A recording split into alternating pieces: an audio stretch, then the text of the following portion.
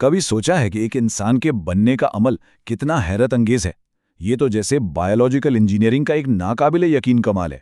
ایک چھوٹے سے بلو پرنٹ سے لے کر 9 مہینے بعد ایک مکمل انسان کی پیدائش تک، یہ سفر زمین پر ہونے والے سب سے پیچیدہ اور شاندار منصوبوں میں سے ایک ہے۔ آج ہم اسی پروجیکٹ کی تفصیلات جانیں گے۔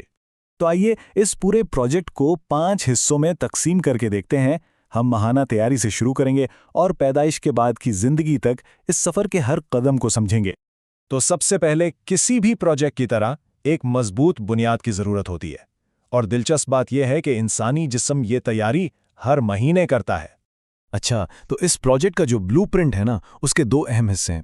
ایک طرف مردانہ جسم ہے جو ایک فیکٹری کی طرح مسلسل اسپرم بناتا رہتا ہے، دوسری طرف خواتین کا جسم ہے جو ہر مہینے ایک بہت ہی منظم سائیکل سے گزرتا ہے اور احتیاط سے صرف ایک انڈے کو تیار کرتا ہے۔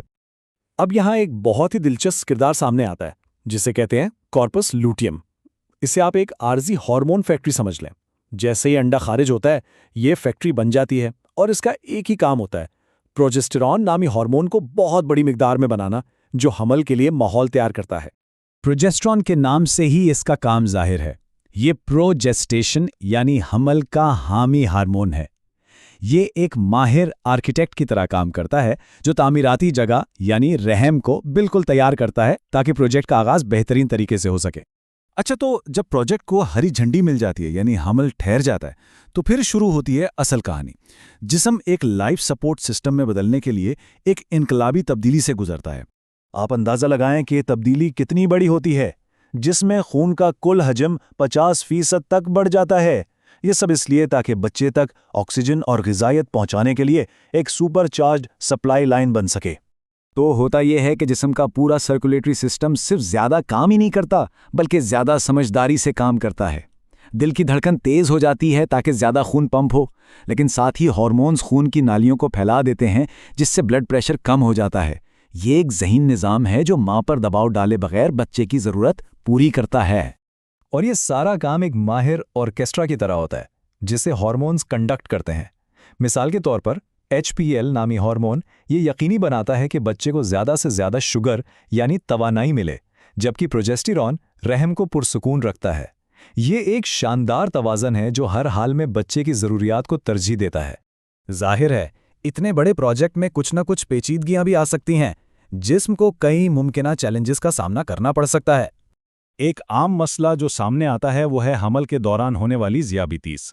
دراصل حمل کے 90% کیسز میں ذیابیطس کی یہی قسم ہوتی ہے، اور اس کی وجہ وہی ہارمونل تبدیلیاں ہیں جن کی ہم نے ابھی بات کی۔ پھر ایک اور بہت سنجیدہ مسئلہ ہے پری ایکلیمسیا کا۔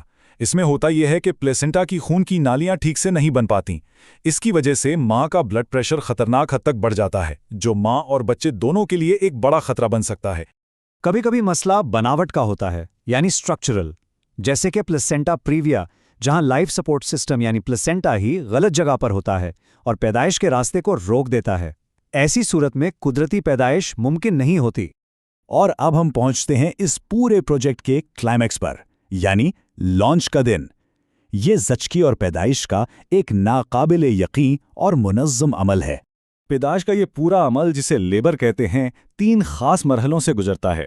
یہ مہینوں کی تیاری کا نتیجہ ہوتا ہے، اور ہر مرحلہ بچے کو محفوظ طریقے سے اس دنیا میں لانے کے لیے ڈیزائن کیا گیا ہے۔ ویسے تو زیادہ تر پیدائش قدرتی طریقے سے ہوتی ہے، لیکن امریکہ جیسے ملک میں تقریباً ہر 3 میں سے 1 بچہ سیزیرین سیکشن سے ہوتا ہے۔ یہ ایک سرجیکل طریقہ ہے جو یا تو پہلے سے طے شدہ ہوتا ہے یا پھر کسی ایمرجنسی کی صورت میں کیا جاتا ہے۔